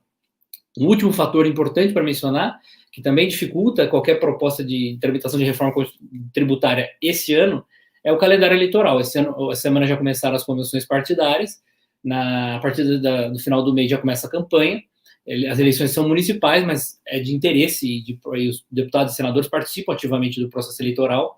Então, a tendência, historicamente, é que o Congresso diminua o ritmo de trabalho, o que também é um fator que eu acredito que é preponderante para, se eu fosse prever, eu diria que nós não temos qualquer perspectiva de aprovação de uma reforma tributária no curto ou médio prazo. Pelo menos em 2020, eu acho muito difícil que isso aconteça, embora haja enorme boa vontade de muitos deputados e senadores. O presidente da Câmara é uma pessoa extremamente comprometida com a reforma tributária, ele tem dado várias declarações a favor da reforma, foi ele que trouxe a PEC 45 junto com o deputado Baleia Rossi para dentro do Congresso, mas ainda assim eu acho que é uma dificuldade grande para se construir um consenso, uma proposta tão complexa que, como o Danilo mesmo mostrou, há décadas a gente não consegue avançar nessa discussão justamente por conta de todos esses entraves. Por fim, para não dizer que eu sou muito pessimista, só dizer que eu acho que o fato de haver esse consenso na opinião pública, na academia, especialistas e do próprio Congresso, em relação à necessidade de aprovação de uma reforma tributária é muito positivo. E quando você tem um Congresso reformista, opinião pública a favor, mesmo coisas que podem ser, em um determinado momento, impossíveis ou muito difíceis de ser construídas, como um consenso em torno dessa reforma, pode acabar surgindo. E essa é a graça da política, esse é o bonito do trabalho no Congresso, que as coisas podem mudar, pode construir consensos que até pouco tempo atrás a gente julgava que não eram possíveis. E também mencionar o fato do governo estar iniciando o processo de construção da sua base parlamentar no Congresso, isso também pode ajudar de alguma forma a reforma, na medida que o governo vai ter um pouco mais de capilaridade no Congresso, de articulação para conduzir o processo, de mostrar qual é efetivamente a sua agenda prioritária e que a gente possa efetivamente fazer essa reforma andar. É isso, queria agradecer mais uma vez a participação, o convite, e dizer que eu estou inteiramente à disposição de vocês. Obrigado. Puxa, Gustavo, parabéns. Eu acho que foi, se não a melhor, uma das melhores análises de cenário político relativamente à reforma tributária que eu já ouvi. Você tocou em todos os pontos. Eu tinha uma lista aqui de pontos, de perguntas que eu ia te fazer, e você já cobriu diversos deles. Talvez tenhamos que marcar um outro encontro para debater esses pontos que você levantou. E eu, então, agradeço e te parabenizo pela tua exposição e passo para a Melina, para ela fazer os comentários dela. Obrigada, Carol, e a todos, ao Danilo pela apresentação da parte da tese dele, ao Ângelo e ao Gustavo pelos debates, que foram muito interessantes. Bom, eu estava lembrando, Carol, que, é uma honra, né, estar junto com a Carol aí desde a fundação desse grupo de estudos. O Ângelo também foi um dos primeiros que sempre participou, né, Ângelo? E eu estava lembrando, Carol, que o nosso grupo, na verdade, ele é digital desde antes da pandemia, porque a gente tem tinha participantes em vários lugares do Brasil, e todos os nossos encontros desde o início tinha videoconferência, né? Eu mesma já participei de vários aqui do Canadá, então eu estava lembrando disso, apesar da gente nunca ter transmitido ao público, né? Essa é a primeira vez, mas o nosso grupo já era, de certa forma, era muito legal essa parte. Eu lembro uma das primeiras reuniões que eu fui lá, a Melina, do Canadá. Antes de eu vir, ele já era, né? Que só o pessoal do Brasil, tinha parte no Rio, parte em São Paulo, parte em Brasília, então a gente já fazia nossas reuniões por videoconferência. O Zé Roberto do Rio e depois de Portugal, não é? Tinha o pessoal de Brasília. É verdade, muito bem lembrado, Melina. É verdade. Bom, eu li o texto do Danilo, tem alguns comentários, Danilo, que eu pensei quando eu estava lendo o teu texto. Eu fiz a minha tese também sobre reforma tributária, como a gente discutiu, mas eu usei justamente aquela outra perspectiva que você comentou do institucionalismo histórico, né? A minha tese também foi parte ciência política e em direito. Mas eu já vou falar um pouco dela, eu vou só falar um pouco, comentar o seu texto, porque o seu texto, diferentemente da minha tese, que eu me concentrei mais numa análise macro, justamente das tentativas de reforma tributária, um pouco até na linha do comentário do Gustavo, né? Então, eu analisei todos os processos de reforma e por que elas falharam, não foram adiante. Você pega uma outra perspectiva da ciência política, que é uma perspectiva mais micro, né? Eu vejo que você analisa muito mais esses interesses em torno de regimes benéficos especiais, como os grupos de interesse se coordenam, agem, como eles conseguem, né, os seus pleitos, e como esses pleitos geram uma forma de, como você fala, layering, né? No sentido de que regras especiais, vão criando mais regras especiais, criam incentivos para que outros atores demandem regras especiais. Então, você descreve muito bem essa questão micro dos empresários com relação à administração tributária em diversos setores e em diversos níveis da administração tributária. Então, eu achei muito interessante o seu estudo, porque é um pouco até complementar e uma perspectiva diferente do que eu trabalhei, que seria uma perspectiva mais de reforma ampla. E aí, Danilo, lendo o seu texto e vendo sua apresentação, eu sei que você parte muito da premissa, né, com relação a essa parte tributária, dessa questão do Doing Business in Brazil, né, do Banco Mundial, e aí você começou a sua apresentação com esse gráfico, e uma grande crítica que se coloca desse ranking, né, no Brasil, das 2.000 e poucas horas, é que a gente tem o Brasil é um caso peculiar, porque quase 80% das empresas estão no Simples, né? E aí eu me pergunto, essa crítica que se faz ao Banco Mundial, ok, você pode gastar 2.400 horas, mas assim, 3% das empresas estão no lucro real, quase 80% no Simples e 20%, eu até peguei agora esse dado rapidamente aqui, que eu não tinha ele na cabeça, 20% no lucro presumido, mais ou menos, para fechar a conta de 100%. E aí eu me pergunto, até que ponto a gente pode partir nessa análise da premissa que o Brasil é um dos piores lugares do mundo por conta do doing business, né, em termos de compliance tributário, e sendo que 80% das empresas estão num sistema simplificado que basicamente você coloca lá só suas receitas e calcula o tributo, né, não tem maiores complicações. Então, eu já estou questionando um pouco o teu ponto de partida para a tua análise toda, que é justamente o cenário do doing business e toda essa qualificação, que você daí compara o Brasil com base nesse dado. Eu não sei até que ponto a comparação é válida, sendo que você não tem poucas empresas efetivamente gastando esse tempo todo com compliance. Essa é a minha primeira pergunta. Minha segunda pergunta, uma das suas hipóteses, né, você coloca a questão da exportação. Quanto maior o nível de exportações do país, a sua hipótese, menor seria a complexidade em termos tributários do país. E aí, eu vi que essa variável foi muito importante ali, principalmente para explicar o posicionamento do Brasil, pelo que eu entendi. Eu não sou de análise quantitativa, mas pelo que eu entendi dos seus dados e dos seus gráficos e das suas regressões, digamos assim, foi isso que as exportações é que colocaram o Brasil numa posição diferente. E uma coisa que eu achei interessante, que você acho que não mencionou no seu trabalho, eu acho que essa hipótese, ela é correta, né, assim, sem fazer nenhuma análise quantitativa, mas quando eu li a hipótese, eu falei, eu acho que isso vai ser uma hipótese que tem algum resultado. E o fato que eu achei que essa hipótese é verdadeira, e que você não mencionou no seu texto, é que as exportações são geralmente isentas. E aí, obviamente, que você não vai ter complexidade numa coisa que não é tributada, né? E eu acho que isso faltou mencionar no teu trabalho, que uma causa dessa correlação entre o país exportador com baixa complexidade seja o fato das exportações serem isentas, para fins, pelo menos, de tributação indireta. E mesmo para tributação sobre a receita, né?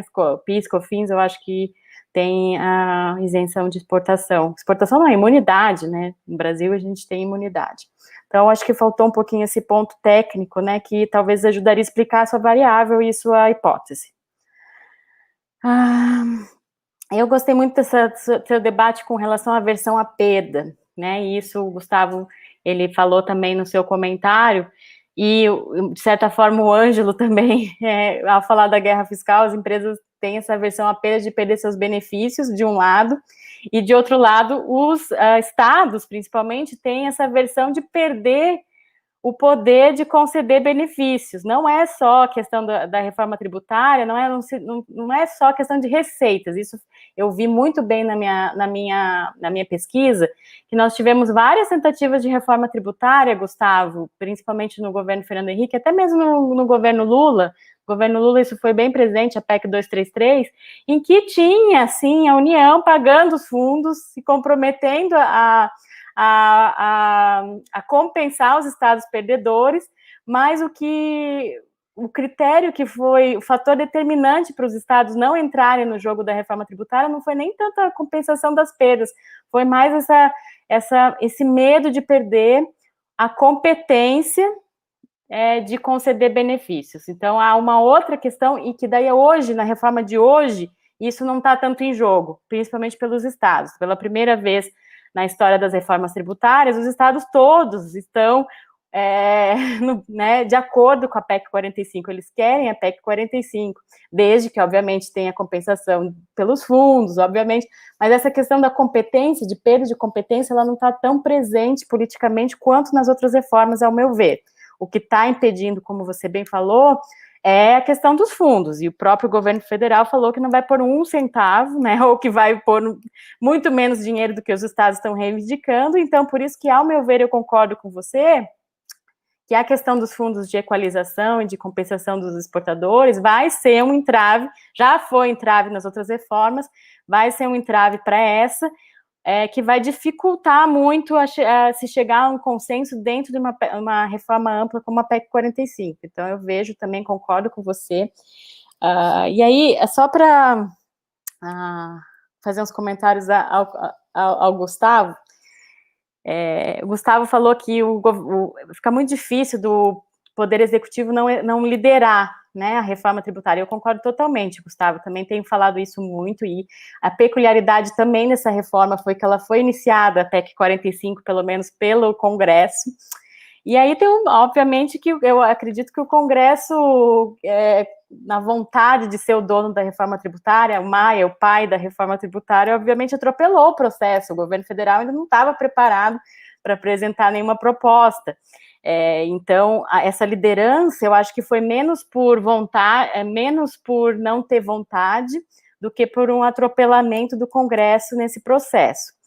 Mas eu concordo com você que ele deveria ser o líder, e ele não quer ser o líder da reforma ampla, ele quer ser o líder de uma reforma fatiada, de um IVA dual, tanto que apresentou a CBS, né? E aí a questão da CBS, obviamente, você tem essa questão do próprio governo federal, ao mesmo tempo não querer entrar no embate com o Congresso, né? Então, assim, eu vou apresentar a CBS é totalmente acoplável, compatível com o IBS, eu não estou propondo nada, é o discurso dele, né, Carol? Não sei se até que ponto que é ou não é, mas bom, o discurso não, eu quero deixar vocês livres para discutir essa questão federativa, eu estou apresentando a minha parte porque eu justamente não quero me intrometer, esse foi o discurso, mas eu acho que por detrás desse discurso justamente está a vontade, não, eu não quero, né, o Ângelo não sei o que pensa, porque eu sei que o Ângelo é bem partidário da PEC 45, eu gostaria muito que a PEC 45 fosse aprovada, porque é ideal, realmente é o modelo ideal, mas eu não vejo realisticamente, né, na realidade, essa hipótese num curto prazo se realizar, enfim. Então, eu acho que o governo federal está jogando esse jogo de, olha, não entrar em confronto com o Congresso, até porque eles precisam que a CBS, querem que a CBS seja aprovada. Então, se eles entrarem em conflito, obviamente, o Congresso vai fazer de tudo para não aprovar a CBS. Eu acho que é isso que eu teria para comentar. Acho que é isso, Carol. Obrigada novamente. Depois, se eu tiver mais alguma coisa, eu comento. Muito obrigada a todos. Excelente, Melina. Adorei também. Adorei todos os comentários dos nossos debatedores, porque eles se complementaram. Eu acho que a gente ainda tem tempo para uma rodada, né? Primeiro para o Danilo fazer os comentários dele em relação ao que os nossos debatedores disseram, e depois para os nossos debatedores, se alguém quiser acrescentar algo, mas eu passo para o Danilo, vamos ouvir o Danilo, e depois, quem quiser falar mais, fala mais. Perfeito, gente. Deixa eu ir de trás para frente aqui, então, e vou reagir inicialmente aos comentários da Melina, tá? O primeiro comentário da Melina foi, bom, a gente está aqui se debruçando sobre indicadores feitos pelo Banco Mundial, Doing Business, mas isso daí pega 80% das empresas brasileiras não estão nessa realidade. É um sistema muito mais simplificado, certo? Um primor de comentário, isso é verdade, fica um pouco difícil a gente, como é que a gente coloca, a gente tem se debatido sobre esse problema já tem mais ou menos uma década, mas será que então que ele não é um problema porque ele só está pegando um perfil de empresas que é 3% das empresas brasileiras? Em parte, eu acho que a gente deve sim contestar esses dados do Banco Mundial, tá? Eu acho que pode ter também muito erro de medida na forma que ele é coletado por meio de uma survey que você pergunta para um especialista quanto que ele acha que gasta, o especialista responde, então não é algo que você está estimando ali, de fato, contando como que a empresa faz o compliance. Mas mesmo assim, vamos supor que o Banco Mundial errou aí e dobrou esse indicador, mesmo assim a gente vai continuar sendo um dos países que está bem atrás desse indicador, tá? Um ponto, a minha primeira reação quando você estava falando, Melina, é que embora seja só para 3% das empresas brasileiras que enfrentam esse sistema ultra complexo, a gente está falando de empresas que têm uma participação desproporcional no PIB, então são empresas muito grandes que tem uma participação muito grande, então, por conta disso, o impacto, eu não saberia dizer quanto que do PIB brasileiro, que esses 3% de empresa que estão no lucro real respondem, mas certamente é mais do que 3% do PIB, então o problema fica, muito provavelmente, aí eu concordo plenamente com você, a gente está superestimando o tamanho do problema, mas não deixa de ser um problema, certo? Ainda bem que a gente tem um Simples, a minha empresa particularmente está enquadrada no Simples, é ótimo, o compliance é super simples, sem nenhum trocadilho aqui, mas talvez o problema não seja tão grande quanto o que a gente imagina, mas ainda assim é um problema, certo? Porque a gente está pensando aqui de multinacionais ou empresas brasileiras que precisam competir com líderes globais. Então, como é que esse cara vai competir com líderes globais? Como é que ele vai exportar? Como é que ele vai ser eficiente numa economia globalizada, quando que dentro de casa ele tem que gastar tanto tempo, recurso e a quantidade de incerteza muito grande numa parte central da empresa, que é o compliance tributário dela, certo? Então, minha resposta seria, sim, talvez o problema não é tão feio quanto a gente está pintando, mas continua sendo um problema que merece atenção nossa. Danilo, segundo ponto aqui, quanto à parte eu concordo com você, realmente, claro, esses 3% vão corresponder a quase, sei lá, 90% da arrecadação, concordo com você. Só um ponto que eu queria colocar é que você colocou, graças a Deus que existe o Simples, para mim é o contrário, por conta de existir o Simples, é que existe o problema das grandes empresas, Pode ser. Porque se todas as empresas Pode ser, das porque empresas. senão a gente estaria todo mundo protestando para justamente para esconder esses problemas todos. E se o Simples não existisse, esses problemas iriam estar mais à vista e aí talvez eles fossem resolvidos mais rapidamente e facilmente. Então eu culpo o Simples muito por muitos problemas do nosso sistema tributário. O problema aí é o talvez, Melina, e se não fosse a gente realmente estaria totalmente arrasado, se a gente tivesse essa imposição de custos para pequenas empresas também. Então concordo com você tem uma... Eu acho que se fosse o contrário, eu estaria mais ainda de acordo com você, que se a gente tivesse um sistema muito simples para grandes empresas, igual a gente tem no caso do Recoff, que eu falei antes, é muito difícil você coordenar uma quantidade muito grande, milhões de empresas, para fazer um lobby no Congresso brasileiro para resolver o problema, certo? Mas como são empresas grandes, com grande capacidade de articulação, que sofrem mais com esse problema, e é um conjunto menor de empresas, logo os problemas de ação coletiva são menores ali, talvez a solução venha mais fácil. Então, assim, independente de qual que é o contrafactual aqui, se a gente não tivesse o Simples, será que a gente avançaria mais rápido na reforma tributária? Por outro lado, a gente tem o Simples e isso permite que a gente tenha uma economia minimamente funcional por conta disso. Mas eu acho que o ponto de acordo aqui é que, ok, o problema é grande, merece atenção, mas talvez não é tão grande quanto esse dado do Banco Mundial pinta, porque existe uma exceção a esse regime, que ela é enorme e ela já atende várias micro e pequenas empresas, certo? Esse é o primeiro ponto. O segundo ponto, quanto a parte de exportações na regressão e o fato das exportações serem isentas, logo isso não entraria tanto assim na regressão. A questão da exportação aí, Melina, é uma pegada um pouquinho diferente, a ideia é um pouquinho diferente, porque a exportação... Bom, na regressão a gente coloca lá uma das variáveis sendo o percentual do PIB que é exportado ou que vai para comércio exterior. A ideia aqui não é tanto assim que isso entraria como uma complicação a mais na hora de você fazer o compliance tributário, mas é emprestado de uma outra parte do livro, tá? Que é a teoria um pouco maior, que é em países que você tem uma quantidade maior de empresas exportadoras, você tem um incentivo a mais para essas empresas se unirem e tentarem melhorar o ambiente de negócios, pelo simples o simples motivo que é o seguinte: elas não competem entre si no mercado doméstico, e a gente volta aqui ao ponto colocado pelo Ângelo, mas por conta disso elas estão competindo em conjunto pelo mercado global, e com isso você tira uma trava que é: eu não sou o seu competidor, eu sou o seu colega numa competição global, então por conta disso eu consigo te coordenar entre a gente um pouco mais. O grande exemplo que eu dou no livro como um todo é o setor agroexportador. Eles não competem entre si, eles estão competindo contra os Estados Unidos, contra outros grandes produtores. E talvez por coincidência ou não, de acordo com a teoria que eu tento desenvolver, não é por coincidência, mas eles são uma potência no Congresso Nacional, conseguem destravar várias entraves burocráticas lá, goste a gente disso ou não, várias são positivas, outras nem tanto, tá? Então é mais esse elemento, e por curiosidade, na verdade, quando a gente coloca exportação na regressão, ela tem um sinal do mesmo jeito que a gente espera, que é: quanto mais exportador é o país, menos complexidade tributária.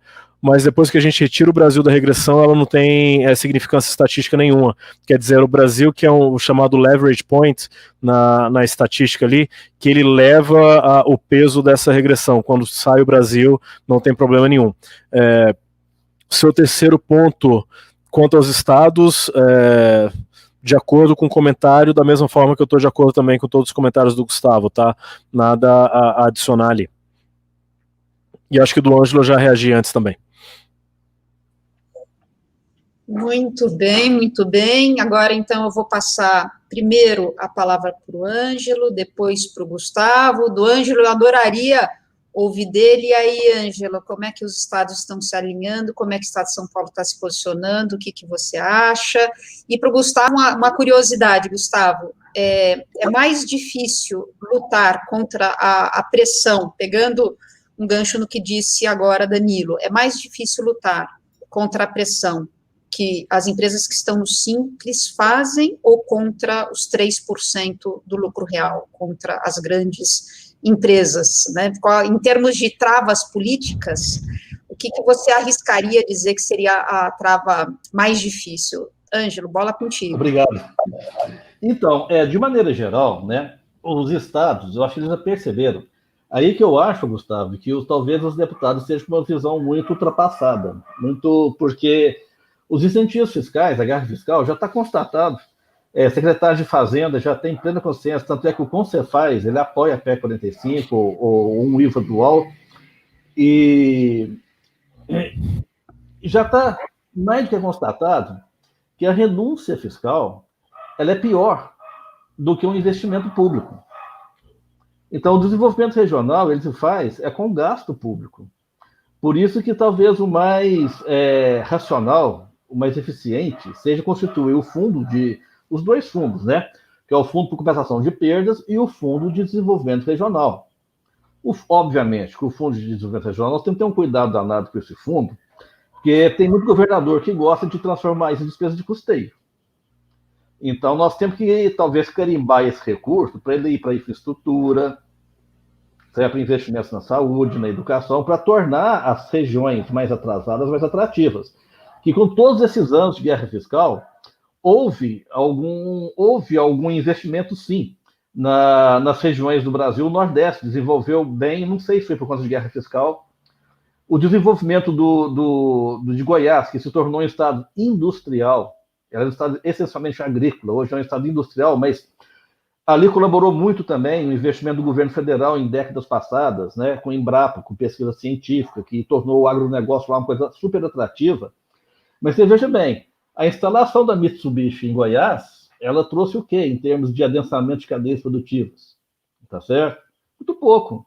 Né? A agroindústria que lá está tem a ver com investimentos passados, no meu entender. Agora, o setor farmacêutico, que está instalado em Goiás, para que serve? Ele provoca adensamentos na cadeia produtiva local, ou o mercado dele é todo escoado aqui para o sul, entendeu?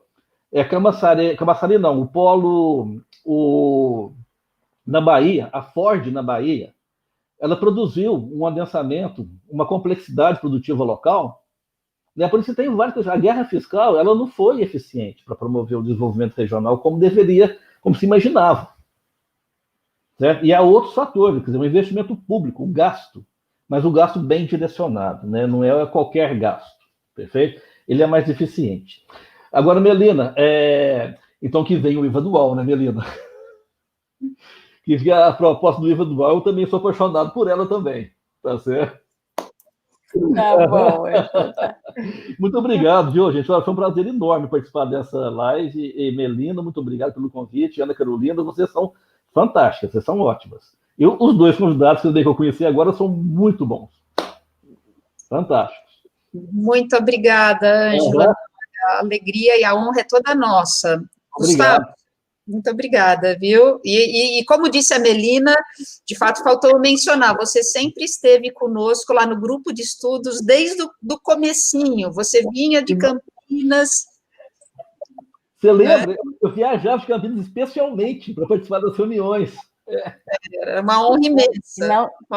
E não só participava das reuniões, como publicava na nossa coluna do Jota, publicou vários artigos ótimos, obrigado, né? Muito obrigado. Então, você tem uma participação super especial aí no obrigado. Nosso... Nós que agradecemos. Graças a vocês, com a riqueza dos conteúdos que vocês trazem. Muito obrigada mesmo. E só para mencionar também, outra pessoa que sempre participou foi o Paulo Corval, que está nos assistindo e fez alguns comentários, né, Carol? A gente vai convidar o Corval aí para algum debate, viu? O Corval já está intimado. E obrigada pela participação. Com certeza, com certeza. Obrigada. Gustavo, com você.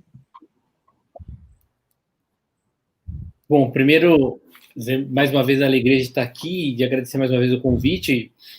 Vou só responder algumas colocações e também as perguntas que o professor Fábio Pugliese fez no chat, e vou tentar organizar tudo isso rapidinho. Primeiro, concordo integralmente com o Ângelo, eu acho que a guerra fiscal ela só gerou ineficiência.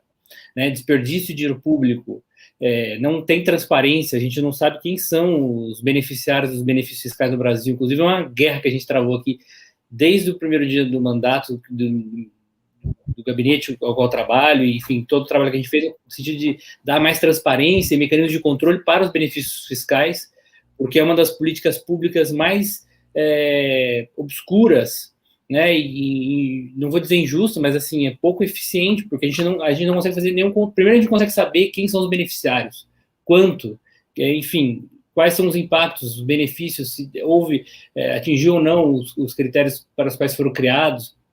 Sempre quando se discute benefício fiscal, é uma tristeza, porque a discussão não é racional, não é baseada em critérios objetivos, é pura vontade política, discurso de que isso vai beneficiar, vai gerar tantos mil empregos, mas a gente depois nunca vai saber se geraram mesmo esses empregos ou não. Enfim, acho que e foram feitos alguns ajustes assim, nos últimos anos, na tentativa de conter a questão da guerra fiscal, de tentar harmonizar o sistema e evitar essa briga quase sanguinária, né, essa carnificina entre os estados e os municípios, né, que dão aqueles benefícios fiscais a perder de vista, mesmo contrariando a lei de responsabilidade fiscal e tudo mais. Eu acho que é um desafio grande também para se discutir essa questão da guerra fiscal. Concordo também, eu acho que muito melhor do que os benefícios fiscais, e isso com o tempo, acredito que isso vai entrar na cultura da administração pública. Muito melhor do que fazer um benefício fiscal, uma isenção tributária, e dar aí uma isenção para uma empresa vir para a sua cidade, para o seu estado, fazer isso de forma, através de política pública. Então, você atrai investimento como? Vou fazer infraestrutura, vou levar a estrada até a porta da sua fábrica, vou ajudar na terraplanagem do terreno, que depois você vai ocupar, que vai ser da União, enfim, não sei como é que vai ser feito. Ou oferecer mão de obra, vamos abrir uma escola técnica na região para poder fornecer mão de obra qualificada para poder atrair investimento. Isso tudo são políticas públicas, vai estar no orçamento, você vai saber quanto custou, vai gerar impacto positivo para toda a sociedade e é tão eficiente quanto o benefício fiscal para poder atrair investimento, né? Acho que isso, o grande mérito de se avançar nessa discussão de acabar com os benefícios fiscais é de se forçar que essa discussão em relação a tornar os estados e municípios atrativos para investimento é fazer isso de forma transparente, no orçamento público. E todo mundo tendo acesso, e a sociedade que vai votar a cada 4 anos consegue avaliar se aquilo foi bom ou não, se o benefício teve retorno ou não, né? Então a gente está completamente alinhado nessa questão. Em relação a esse peso, do que é mais fácil? É mais fácil mexer no Simples Nacional, ou na questão do lucro das grandes empresas, das alíquotas. Eu acho que é difícil, viu, botar uma régua, dizer qual, porque assim, ambos os setores, as pequenas empresas, né, que estão no Simples, quanto as grandes corporações, elas têm bancadas fortes aqui no Congresso, são as frentes parlamentares temáticas. Inclusive, essa é uma das perguntas do professor Fábio, se as bancadas aqui se organizam no Congresso de acordo com o setor produtivo. E sim, tem as bancadas mais famosas, né, principalmente a Ruralista, que é muito organizada, mas tem as micro e pequenas empresas, tem uma frente parlamentar aqui, das micro e pequenas, tem deputados e senadores que trabalham fortalecendo o setor para protegê-las. Tem também as grandes corporações, elas têm um lobby próprio, né? As relações governamentais são escritórios estruturados que atuam aqui junto ao Congresso e junto ao Poder Executivo para tentar sensibilizar. Então, assim, acho que a grande dificuldade, não sei nem dizer qual que é mais difícil, eu acho que é difícil de mencionar. Qualquer discussão no Congresso que envolva mexer em privilégios, ainda que não seja um privilégio, mas assim, em coisas que só me beneficiam e não beneficiam o resto da sociedade, é sempre muito fácil de colocar, né, de criar, e muito difícil de tirar. E acho que a própria questão dessa discussão enorme da desoneração da folha que está tendo, foram anos de desoneração, depois, já no governo Temer, um trabalho, um esforço enorme para tentar acabar com as desonerações, e daí, na primeira oportunidade, aí já botaram as desonerações de novo numa medida provisória aí por conta da pandemia. Então, é difícil essas discussões. Acho que, quando a gente fazer essas discussões separadamente, então, não discutido em conjunto, a gente não vai avançar muito, né, nessas questões. O professor Fábio Pugliese também questionou a questão se o Congresso discute a desconstitucionalização e jogar tudo para a lei complementar. Eu sou integralmente favorável a essa proposta, não só para a reforma tributária, quase tudo. Acho que toda a parte de capítulo da ordem econômica e social não precisava estar na Constituição. Não sei se talvez seja um pouco mais liberal do que a média do pensamento da Constituinte, mas eu acho que quanto mais coisa em lei ordinária, em lei complementar e menos na Constituição, melhor para o Brasil, porque é dificuldade enorme, né, de se fazer. Inclusive o trecho que a Ana citou no comecinho, né, do primeiro livro, né, sobre a dificuldade dessas reformas, é por conta disso, está tudo constitucionalizado, e o quórum muito alto, o processo muito difícil de se fazer, então, coisas que são simples em qualquer país do mundo, aqui no nosso país é quase inimaginável, é difícil de explicar lá fora. A dificuldade que se tem aqui para mexer no sistema da Previdência, demorar tantos meses para se discutir a reforma da Previdência, e assim, a experiência que eu tive na Previdência, que provavelmente é isso que também vai se refletir na tributária, é não se desconstitucionaliza, porque tirar da Constituição significa, na prática, diminuir o poder de influência e o poder decisório do Congresso. E o Congresso vai dar isso de mão beijada para o governo atual ou para os próximos governos, no sentido de que hoje, para fazer uma reforma da Previdência, uma reforma tributária, precisa de 3/5, precisa de muitos partidos, um amplo consenso. Se você tirar isso da Constituição e fazer por lei complementar, basta a maioria absoluta, de 257 deputados e 41 senadores. Então, assim, em grande parte isso é questão política também. Não se faz essa desconstitucionalização porque é muito cômodo ter isso na Constituição e forçar o governo de plantão, seja ele qual for, de direita, de esquerda, de centro, a negociar com o Congresso e a ter que construir um consenso mínimo com o Congresso. Por fim, a questão do IPTU e do IPVA, que estão essa possibilidade de se votar separadamente, tem várias propostas, né, que eles tentam votar separadamente. Tem a questão do IPTU e do IPVA, tem a questão da distribuição de lucros, dividendos, tem a questão da atualização, né, da correção da tabela do imposto de renda. Isso tudo são projetos alternativos que estão já tramitando no Congresso, já tem propostas de parlamentares tratando desses assuntos. Também, aparentemente, um indicativo de que o governo vai enviar para o Congresso propostas nesse sentido, principalmente a questão da tabela do imposto de renda. Mas eu acho, assim, primeiro tem que apresentar a proposta para a gente saber efetivamente do que a gente está tratando, e dentro dessas PECs que já estão no Congresso, acho sim, bem possível, inclusive provável, que acabe enxugando essas reformas e uma coisa que seria estrutural, acabe diminuindo bastante de tamanho, por isso que, inclusive, talvez, sei lá, a própria unificação dos impostos federais talvez tenha mais facilidade de andar do que as PECs que envolvem esses interesses federativos. Tá bom? Obrigado mais uma vez, Ana, pelo convite e pela oportunidade. Eu que agradeço, Gustavo, excelentes comentários, muito obrigada mesmo. Queria pegar um gancho no que você disse para agradecer o professor Fábio Pugliese, que muito nos honrou ao nos acompanhar, ao levantar essas questões todas. O professor Fábio é da Universidade Estadual de Santa Catarina. Muito obrigada por estar conosco, professor Fábio. Esperamos que num próximo encontro também, mais um convocado, Melina, para participar aqui das nossas mesas. E passo para a Melina, a gente já está meio que caminhando para o final, eu acho, já estamos com mais de 1h40 aí de encontro, de live. Vou passar para a Melina, depois para o nosso querido palestrante, o Danilo, para fazer as considerações finais dele, antes da gente encerrar.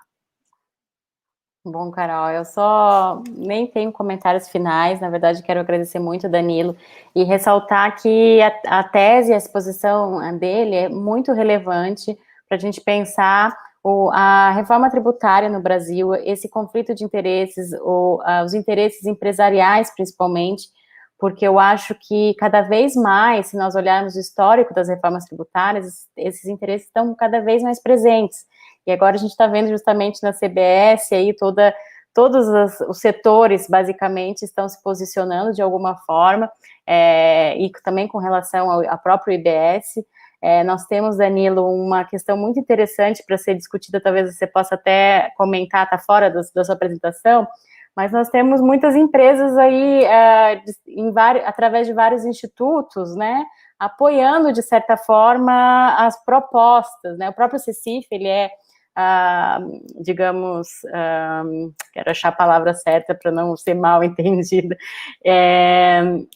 tem apoiadores formados por grandes empresas, por exemplo, por detrás do CECIF, que foi a grande criadora o centro, né, o think tank que criou a PEC 45.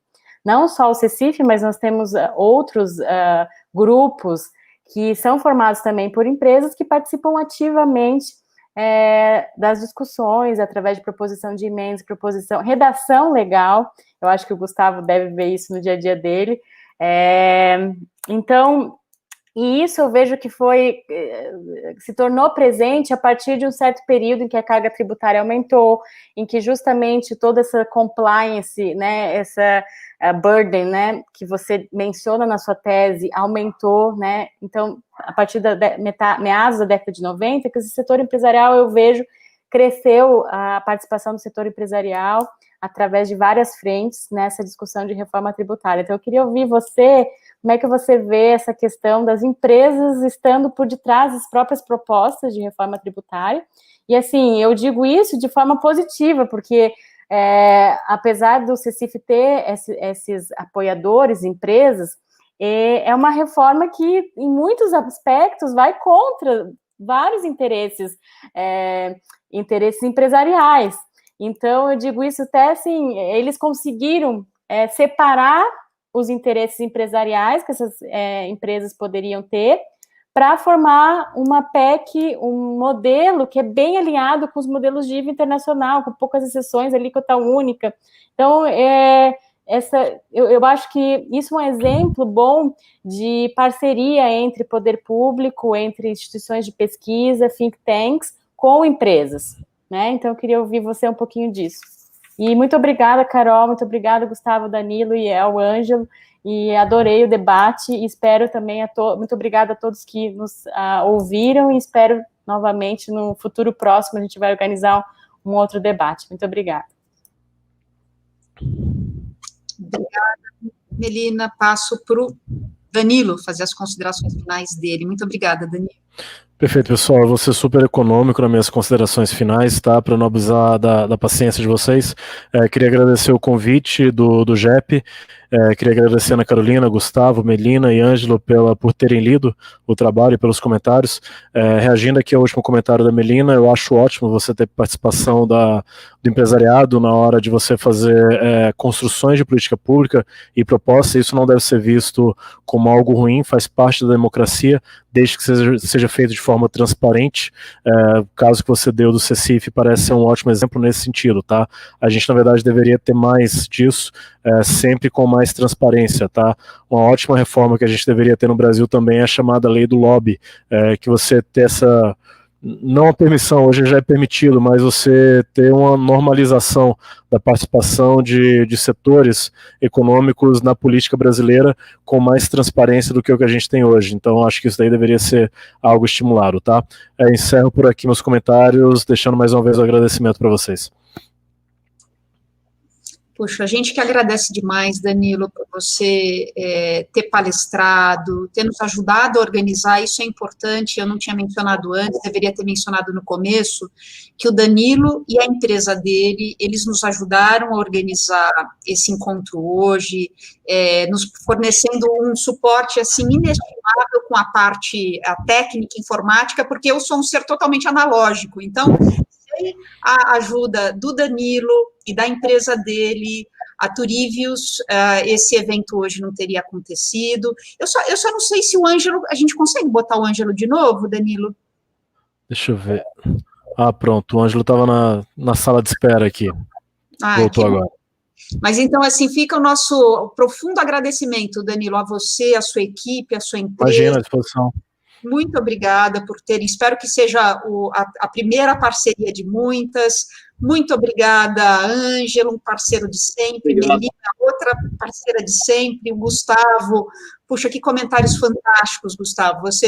Os comentários de todos vocês fizeram com que a reinauguração dos nossos encontros, agora virtuais, né? Agora 100% virtuais, porque, como bem disse a Melina antes, eles já eram um pouquinho virtuais, que se fizesse com chave de ouro. Eu acho que os debates não poderiam ter sido melhores, e, assim, são questões importantérrimas, que eu acho que as pessoas talvez não se atentem tanto a elas, e é importantíssimo olhar a reforma tributária da perspectiva da política, e eu vou encerrar, se vocês me permitem, lendo um outro trechinho do livro do Marcos Mendes.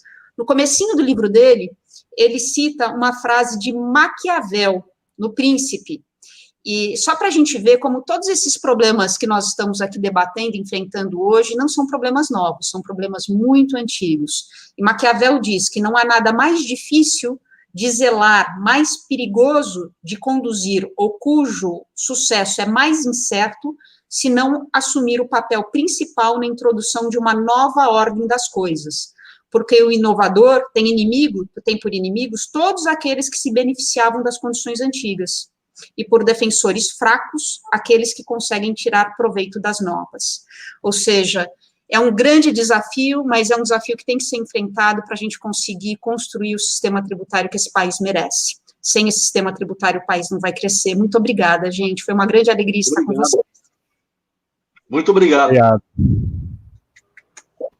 Obrigado. Tchau, tchau. Tchau, gente. Obrigada. Tchau. Encerrando a transmissão agora, pessoal. Obrigado, um abraço. Abração. Tchau, tchau.